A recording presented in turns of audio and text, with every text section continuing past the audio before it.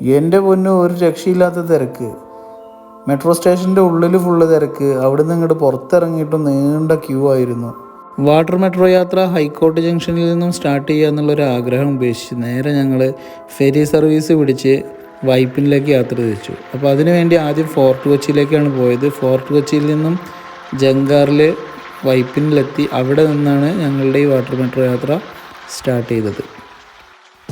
കൊച്ചിയിൽ എപ്പോൾ വന്നാലും കായലിലൂടെ ഒരു യാത്ര ചെയ്യാറുണ്ട്. കായൽ യാത്ര ഒരു വല്ലാത്തൊരു രസമാണ്.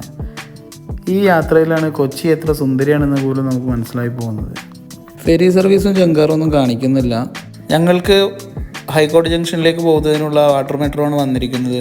പക്ഷേ എന്തോ ടെക്നിക്കൽ ഇഷ്യൂസ്, AC വർക്ക് ചെയ്യുന്നില്ല എന്നൊക്കെ പറഞ്ഞ് കുറച്ച് സമയം അവിടെ പിടിച്ചു നിർത്തി. ആ സമയത്ത് പുറകിലേക്ക് തിരിഞ്ഞ് നോക്കിയപ്പോൾ കണ്ട കാഴ്ചയാണ് ഇവരെല്ലാം, ഈ നിൽക്കുന്നവരെല്ലാം ടിക്കറ്റ് എടുത്തതിന് ശേഷം മെട്രോയ്ക്ക് വേണ്ടി വെയിറ്റ് ചെയ്യുന്നവരാണ്.